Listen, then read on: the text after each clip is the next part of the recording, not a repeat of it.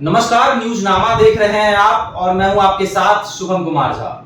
दोस्तों, social media के लोकप्रिय शिक्षक विपिन सर की चर्चाएं जो है अभी खूब चल रही हैं। लगातार उनके वीडियोज सोशल मीडिया पर आते हैं और यूं कहें तो वायरल हो जाते हैं। आपको बता दें कि हर चीज में टांग अड़ाना विपिन सर की पहचान है।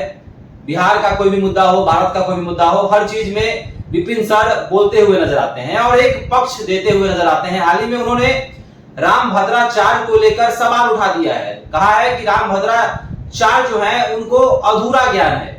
बीते दिनों आपने देखा था किस तरह बिहार के अपर मुख्य सचिव शिक्षा विभाग के पाठक के लिए उन्होंने कहा था कि के पाठक को सामाजिक ज्ञान कम है।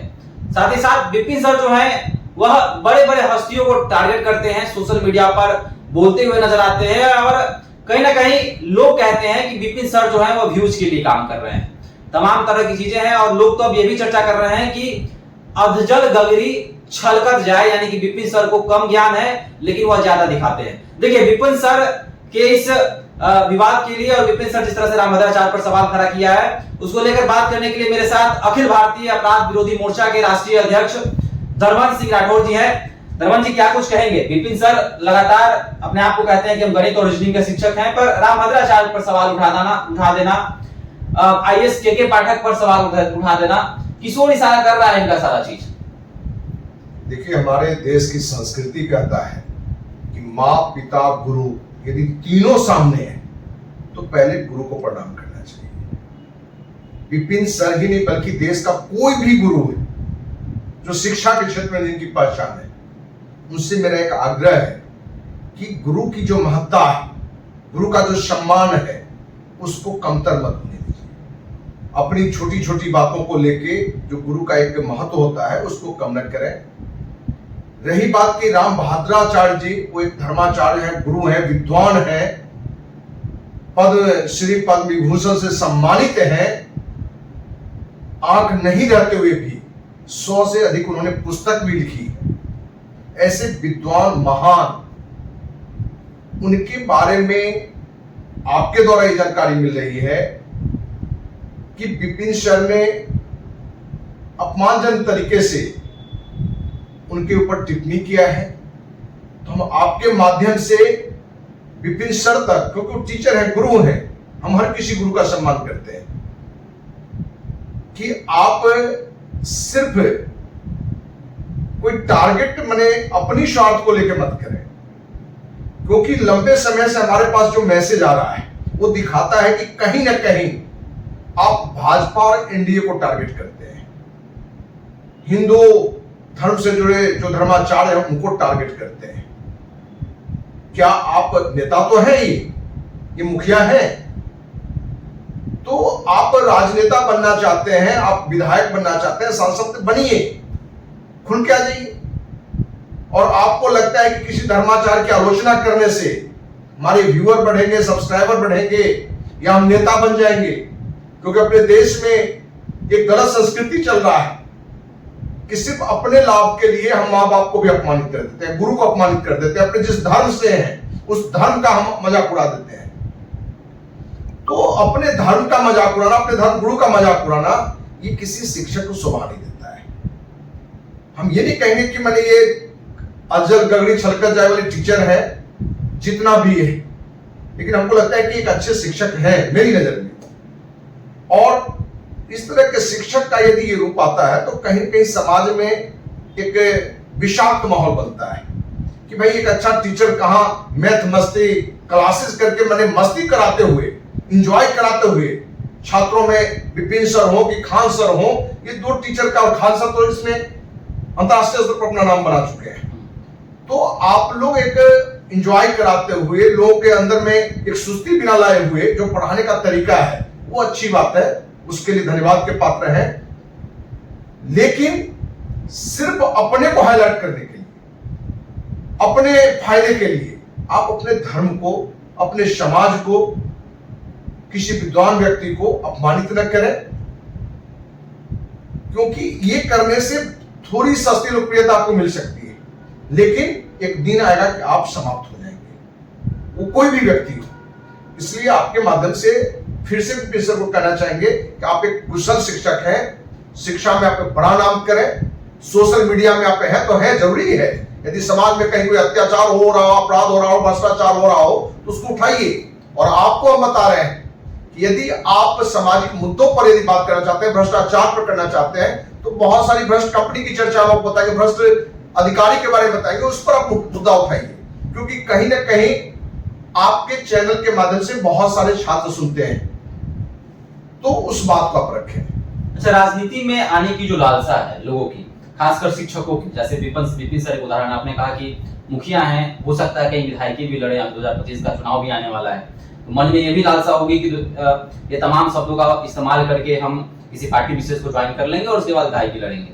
तो ये राजनीति में जो आने की लालसा है शिक्षकों की, यह विद्यार्थियों के लिए कितना हानिकारक साबित होगा? क्योंकि हर चीज में राजनीति घुस जा रही है आजकल, सोशल मीडिया का दौर है, लोग जो हैं कुछ बोलकर पॉपुलर हो जाते हैं, विरोधी बातों को बोलकर। तो क्या कुछ कहेंगे, राजनीतिकरण जो है शिक्षा में, राजनीतिकरण कैसे देखते हैं इसको? सच्चाई तो ये है कि जितने भी छात्र विपिन सर के साथ या ऐसे कोई भी शिक्षक के साथ जुड़े हुए हैं, पढ़ाई से उनका ध्यान हट रहा है। उनका ध्यान ऐसे बातों पर जा रहा है जिससे उसका कोई लेना देना नहीं है, उसका कोई लेना देना नहीं है, क्योंकि वो आया है पढ़ने के लिए।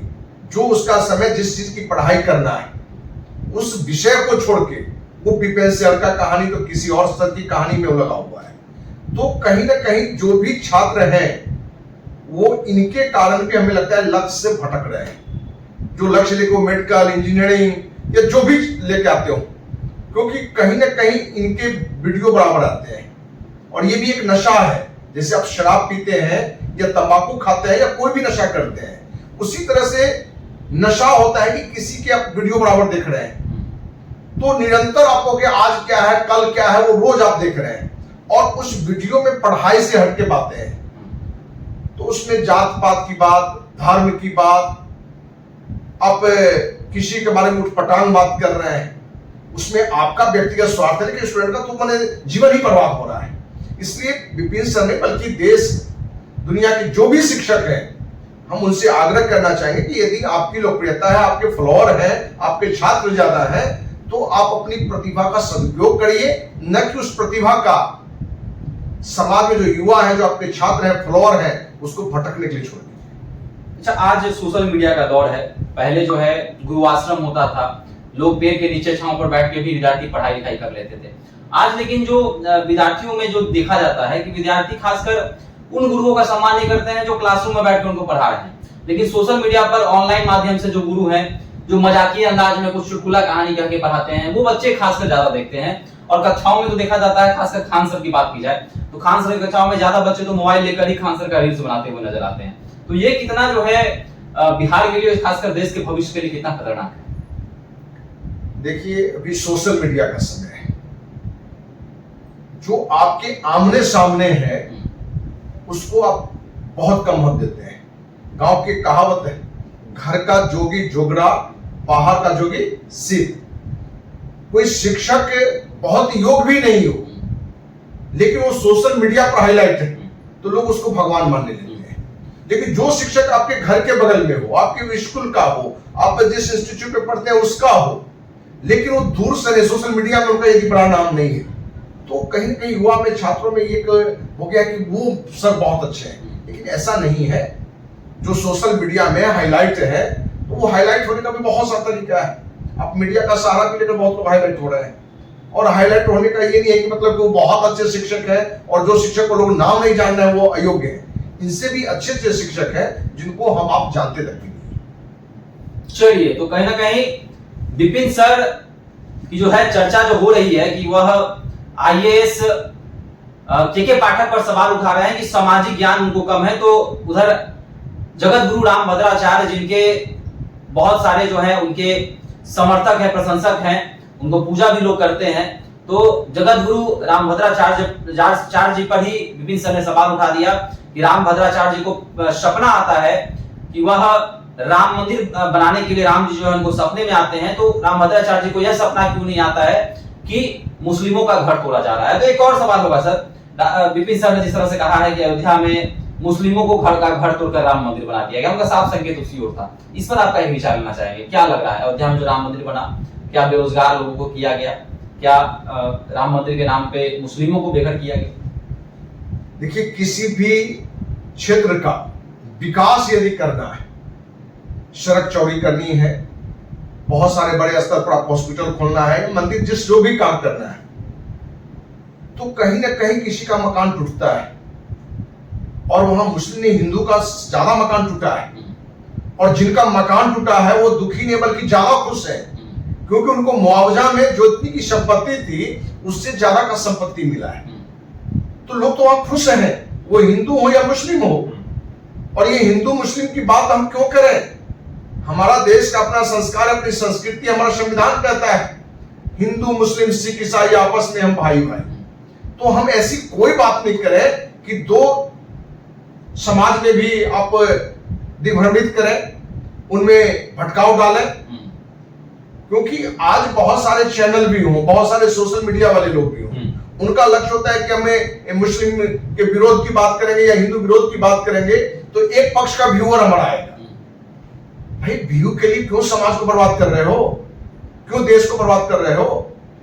इसलिए अयोध्या में ऐसी कोई घटना नहीं घटी है जिसमें मुस्लिम को टारगेट करके या किसी को टारगेट करके कोई काम किया गया है, क्योंकि अयोध्या के जितने लोग हैं, हमारी व्यक्ति से बातचीत है, वहां संस्था के बहुत सारे पदाधिकारी भी हैं। लोग कहते हैं कि जिनके टूटे हैं या जिनके जमीन ली गई है वो ज्यादा मस्तीन है, क्योंकि मुआवजा ही सरकार ने बहुत ज्यादा दी है।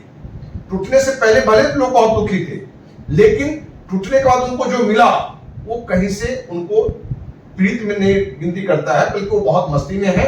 और हम सभी से कहना चाहेंगे, शिक्षक हो, आप पत्रकार हो, राजनेता हो, समाज सेवी हो, आप वो काम करें जिससे सामाजिक समरसता बने, न कि ऐसा काम करें जिसमें सामाजिक समरसता में जहर घोले। चलिए, तो अखिल भारतीय अपराध विरोधी मोर्चा के राष्ट्रीय अध्यक्ष धनवंत सिंह राठौर जी ने विपिन सर को जवाब दिया है कि अयोध्या में खुशहाली है। जिस बात की आप चर्चा कर रहे हैं कि मुसलमानों का घर तोड़ा गया, वह बिल्कुल नहीं है। आप अगर अयोध्या जाकर देखेंगे, हम लोग अयोध्या में गए थे, तो वहां भी देखा जा रहा था कि एक दुकान पर 100 लोग जो हैं खरीदारी करने के लिए रुके हुए हैं। तो हजारों लोगों को रोजगार भी मिला है अयोध्या में, जिनके जमीन को लिया गया या फिर जिनके मकान तोड़े गए उनको 3 गुने पैसे भी दिए गए। तो कहीं ना कहीं चारों ओर खुशहाली है अयोध्या में। जो लोग इस तरह की इन तरह की बात करते हैं, वह कहीं ना कहीं एक पक्ष के साथ खड़े होते हैं, और व्यूज का जो है वह खेल चलता है। व्यूज के लिए तमाम लोग जो है ऐसे बयान देते हैं, रामभद्राचार्य जी पर सवाल उठाते हैं, साथ ही साथ अयोध्या पर सवाल उठाते हैं, राम मंदिर पर सवाल उठाते हैं। तो विपिन सर ने जिस तरह से रामभद्राचार्य जी पर प्रश्नवाचक चिन्ह खड़ा किया है, आपका इस पर क्या विचार है? क्या विपिन सर सही है या फिर उन्होंने गलत बात बोल दिया है? आपको क्या लगता है? आप भी हमारे साथ साझा कर सकते हैं। धन्यवाद।